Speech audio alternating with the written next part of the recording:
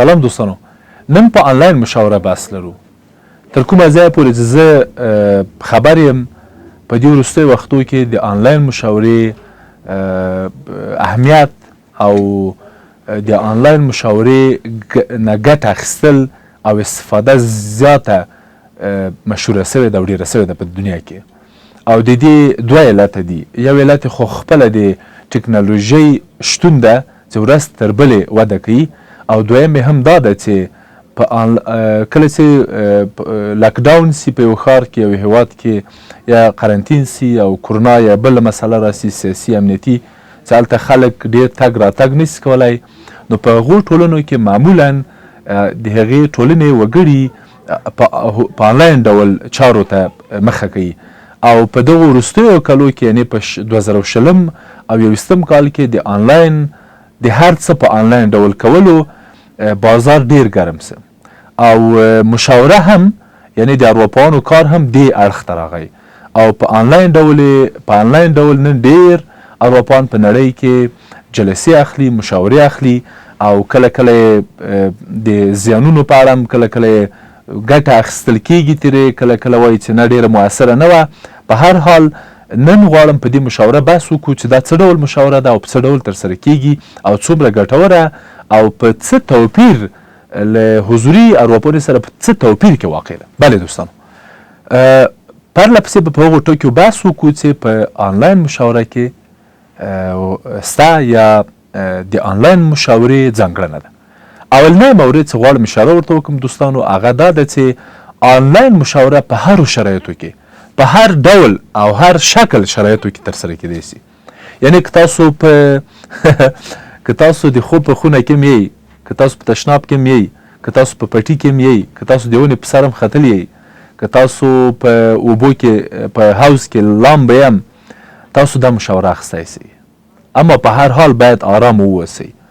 دا یعنی د دې مشاورې ګټه دا ده چې ارواپوه او مراجع په هر ډول شرایطو کې هر چیرته ځي، موټر کې، په سارا، په پټي کې، په کوڅه کې، په کار کې، په باندې، دلته هلته هر چیرته ځي، له دغې مشاورې نه ګټه اخیستی سي. او دا ډېره مهمه ده چې په هرو شرایطو کې موږ له یو څه نه ګټه واخلو. یوه ګټه او یو اړخ د آنلاین مشاورې دا ده. دویم اړخ یې د وخت مسله ده. موږ کولی سو هر وخت آنلاین مشاوره ځان ته برابره کړو. یعنې تاسو کولی سئ د شپې مشاوره واخلئ، د ورځې واخلئ، سهار یې واخلئ، ماښام یې واخلئ، 4 بجې واخلئ، 12 بجې واخلئ، د ډوډۍ په وخت کې واخلئ، په هر وخت کې تاسو کولی سئ. او په دې شرایطو کې تاسو مساعد یئ. یعنې تاسو ته په حضوري ډول که غواړئ مشاوره واخلئ، کیدای سي په ډېره سختۍ تاسو د یوه چا حضوري ملاقات تنظیم کړئ. اما که په آنلاین ډول غواړئ زر یې تنظیمولی سئ او زر یې ترسره کولی سئ او خلاصولی سئ.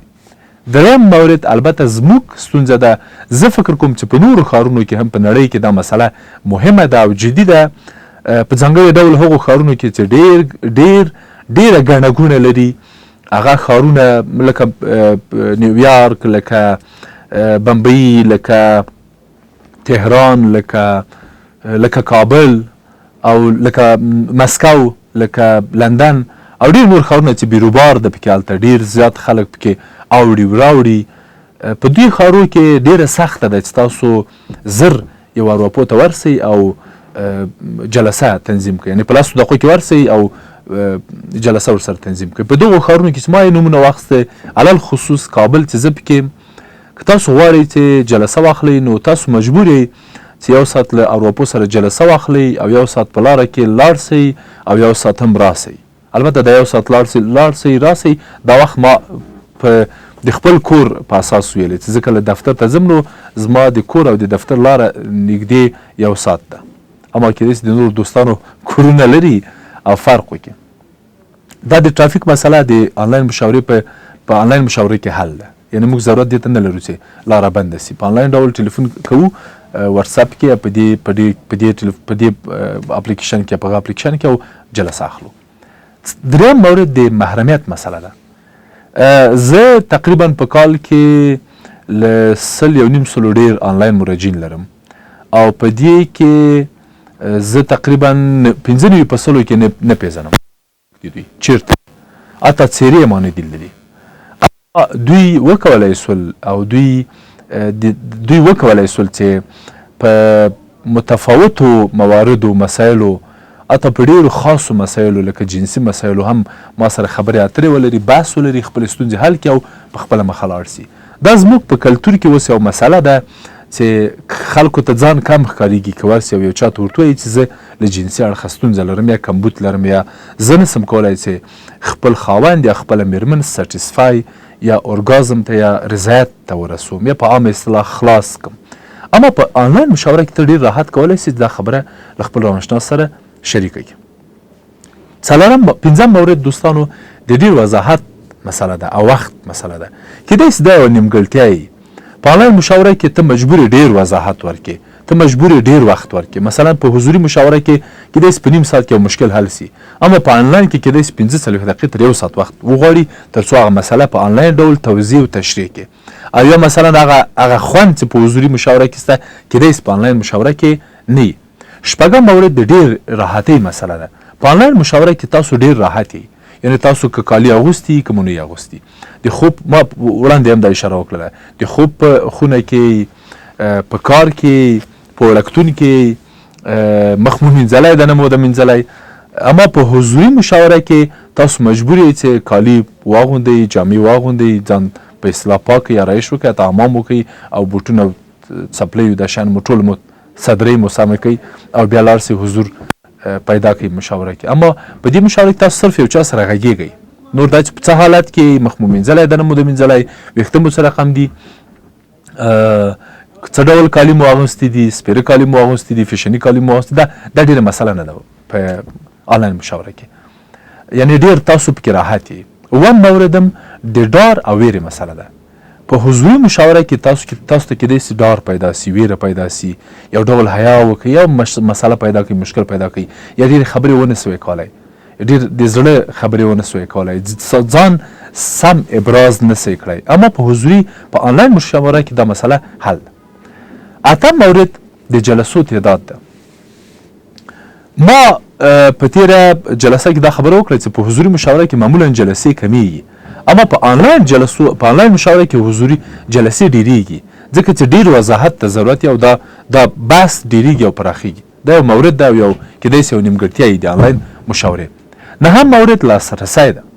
ما په هغه خپرونه کې هم دې مسلې ته اشاره کړې وه چې تاسو په آنلاین ډول ډېر زر کولی سئ اروپو ته لاسرسی پیدا کوئ. یعنې که تاسو په خپل ښار کې یو اروپو لرئ او هغه په هغه ساعت کې مصروف یا په هغه اونۍ کې مصروف، اما که تاسو په نوره دنیا کې، په نورو ښارونو کې، په نورو ولایتونو کې اروپان وغواړئ، په آنلاین ډول کولی سئ چې ډېر زر هغه اروپان پیدا کړئ. مثلا هغه اروپو ته چې په هند کې تاسو ته وخت نشي درکولی، تاسو هغه اروپو ته چې په لندن کې وخت لري کولی سئ زنګ ووهئ، یا هغه چې په لندن او هند کې وخت نه لري استرالیا اروپو کې دی تاسو ته وخت درکړی سي.